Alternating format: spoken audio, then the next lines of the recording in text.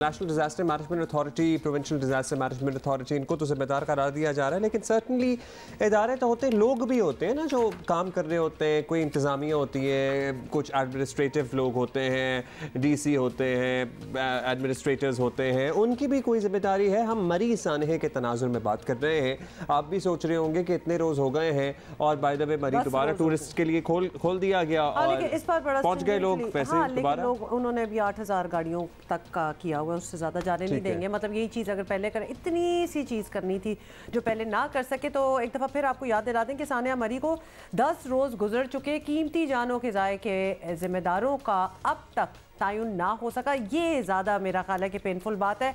सानिया मरी की तहकीकाती कमेटी दिए गए वक्त में काम मुकम्मल ना कर सकी और कल आखिरी दिन गुजर गया, तहकीकात मुकम्मल ना हुई। कमेटी ने हुकूमत से मजीद 5 रोज़ मांग लिए। भाई क्यों? Are you trying to cover up something कि आपको मजीद 5 रोज़ चाहिए? मुझे इस किस्म की बातें 10 दिन गुजरने के बाद भी आपको मजीद 5 दिन चाहिए तो बहुत अजीब बात लगती है। हालांकि आपको याद दिला दें, वज़ीर आला पंजाब ने 7 दिन में कमेटी को रिपोर्ट पेश करने की हिदायत भी कर दी थी और ये मामला इस्लामाबाद हाई कोर्ट में भी चल रहा है, जहां मुअज़्ज़ज़ अदालत ने NDMA को वाक़े का जिम्मेदार करार दिया है। बहुत अच्छी बात की है। 7 और 8 जनवरी की दरमियानी रात बर्फबारी देखने के ख्वाहिशमंद सयाह इंतज़ामिया की नाअहली के सबब बर्फ़ में फंस गए थे और 23 सयाह यानी 23 टूरिस्ट जो थे वो जान से हाथ धो बैठे थे। अच्छा जी, अब कौन इसका जिम्मेदार है? इस पे हम ज़रा जानने की कोशिश करते हैं। हमारे कॉरेस्पॉन्डेंट आज़म मलिक हमारे साथ मौजूद हैं। आज़म, रिपोर्टें मज़ीद दिन मांग लिए गए, केस भी चल रहा है, कोई तयन हो सका कि जो 23 जानें चली गईं, जो बिल्कुल इनको बचाया जा सकता था, बिल्कुल ही जैसे कहते हैं ना, कोई क्या क्या क्या कसूर था इन लोगों का? कोई गिलगित हुंजा में जाके फंसे थे, मतलब मरी में ही फंसे थे। कौन है इन सब का जिम्मेदार? जी अब्दुल्ला, बहुत शुक्रिया। जैसा अभी आप थोड़ी देर पहले महकमा मौसमियात के वो डायरेक्टर से बात कर रहे थे, तो वो आपको कराची की सारी सूरत हाल बता रहा था, तो आपको अंदाज़ा हो रहा था कि अब कराची में आने वाले दिनों में कैसा मौसम होगा। आप उसकी तैयारी करते हैं, आप इवन बैरून मुल्क भी जाते हैं तो आप उसकी तैयारी कर रहे होते हैं। लेकिन जब 5 जनवरी को ये वार्निंग जारी की गई थी कि इतना ज़्यादा जो है वो फोरकास्ट थी कि बहुत तेज़ तूफ़ान आएगा और बर्फबारी भी ज़्यादा होगी, इसके बावजूद इंतजाम नहीं किए गए। 5 रोज़ मज़ीद मांगे हैं। कन्वीनियर हैं एडिशनल चीफ सेक्रेटरी दाखिला ज़फ़र नसरुल्लाह, इनकी सरबराही में एक कमेटी बनाई गई थी और कमेटी ने कहा जी 7 दिन के अंदर अंदर हम तयन करेंगे कि कौन इसका जिम्मेदार है। लेकिन अब्दुल्ला, हैरानकुन बात यह है कि कल जब आखिरी रोज़ इसका हुआ तो कमेटी ने मज़ीद 5 रोज़ और मांग लिए और कहा कि जो ज़िली इंतज़ामिया है रावलपिंडी की, उनको जो तहरीरी हमने सवालात भेजे हैं कि वो हमें बताएं कि ऐसा क्यों हुआ, तो उसके जवाबात ही नहीं आ रहे। और अब्दुल्ला, एक और भी बड़ी, लेकिन एक सेकंड सिर्फ ये बता दें पहले कि ये 5 दिन उन्होंने किस रीजन के लिए मांगे? मतलब ये कोई कुरानदाजी हो रही है, किसी एक का नाम निकलेगा तो हम उसको आगे कर देंगे, क्या वजह है? अंदर की कहानी क्या है? अंदर की कहानी बताएं ना। ये 5 दिन में कर क्या रहे हैं वो मजीद? देखिए हुमा, अब्दुल्ला, आपने बड़ी खूबसूरत बात की कि अंदर की कहानी क्या है। अंदर की कहानी बड़ी ही अजीबोगरीब है। आप ये बताएं कि आपने जो कमेटी बनाई है उसमें सारे ब्यूरोक्रेट्स को रखा है, यानी कि और जो उनके साथी हैं, जो उन्हीं के बैचमेट हैं, वो लगे हुए हैं वहाँ पर। कोई DC रावलपिंडी लगा हुआ है, कोई AC रावलपिंडी लगा हुआ। आपको पता है सेक्रेटरी कोऑर्डिनेशन है चीफ मिनिस्टर पंजाब मरियम खान।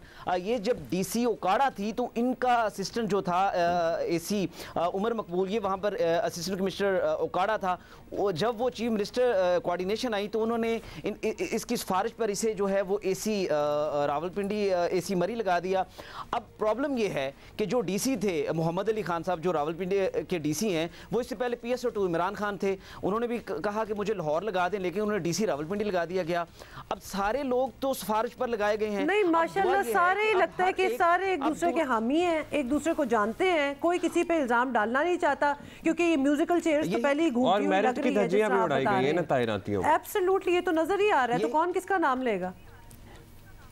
यही चीज़ है हुमा जो आपने अभी डिस्कस किया है कि हर एक दूसरे के ऊपर जिम्मेदारी डालने से बचने के लिए होना तो ये चाहिए था कि जो आपने कमेटी बनाई वो किसी रिटायर्ड जज के ऊपर मुश्तमिल एक कमेटी बनाते या कोई रिटायर्ड ब्यूरोक्रेट होता जो इम्पार्शल होते। आपने तो हाजिर सर्विस ब्यूरोक्रेट्स के ऊपर कमेटी बना दी है, उन्हीं के कोलीग्स जो हैं वो वहाँ पर बैठे हैं।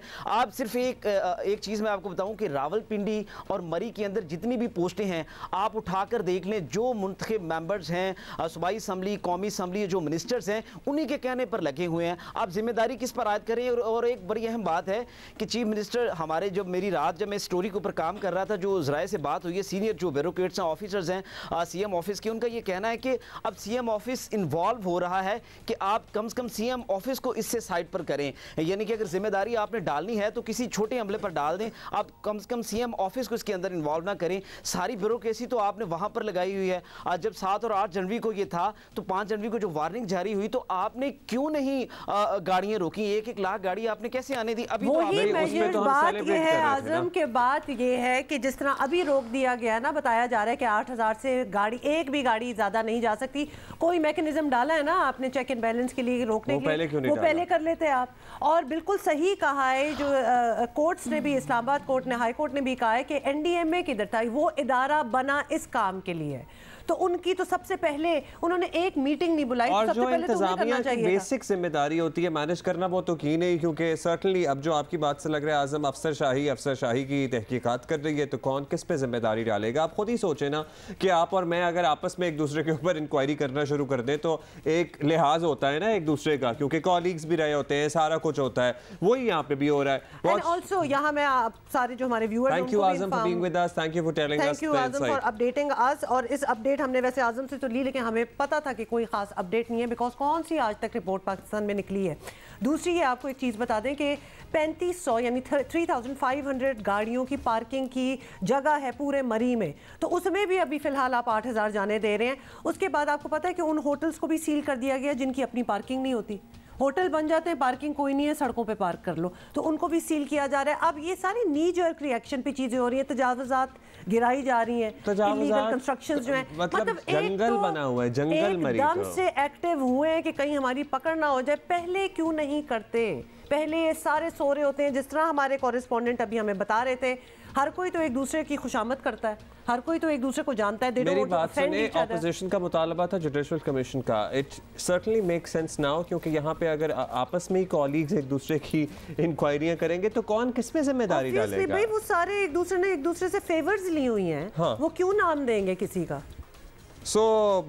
अब ये बता दें, बाय द वे, जो सयाह जाना चाह रहे हैं, एक FM रेडियो स्टेशन है 88.6, वहाँ पर आप लोग ज़रा इन्फॉर्मेशन ले सकते हैं। फिर जो ट्रैफिक पुलिस के फेसबुक पेजेस होते हैं वहाँ से भी, ट्विटर पे भी, और यहाँ तमाम चीज़ों से आप ले सकते हैं इन्फॉर्मेशन। और अपना फ्यूल टैंक जो है प्लीज़ ऑलरेडी फुल रखें, कुछ खाने पीने की चीज़ें रखें, और उसके बाद दोबारा से सोचें कि जाने की ज़रूरत भी है कि नहीं, ना जाए। और हीटर अगर आप इस्तेमाल कर रहे हैं तो गाड़ियों के शीशे पूरे बंद ना करें एट ऑल। अच्छा, और एक बात यहाँ मैं ऑन एयर ज़रा अपोलोजाइज तो खैर कभी मैं कर ही नहीं सकती, लेकिन मैं आपको कह दूँ, जो मैं आपको बहुत बहुत कह रही थी ना बार बार कि आपने बर्फ़ नहीं देखी और आपको जाके देखनी चाहिए, I take it back, don't go.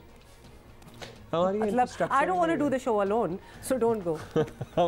Reason मेरा ये था, आपको पता ही है क्या सूरत हाल है। अच्छा जी, चले। मुझे तो वो सारा सीन बड़ा स्केरी लगता है, गाड़ी के टायरों पे चेनें बांध रहे हैं और गाड़ियां स्लिप हो रही हैं, स्किड कर रही हैं, मतलब इर्द गिर्द खाइयां हैं। आप कैसे अपने एडवेंचर, मतलब आप एडवेंचर चाहते हैं, ट्रेजेडी तो नहीं चाहते ना? मतलब वैसे बड़े बहादुर होते हैं वो लोग जो अपने छोटे छोटे बच्चों के साथ ये एडवेंचर करने निकल जाते हैं।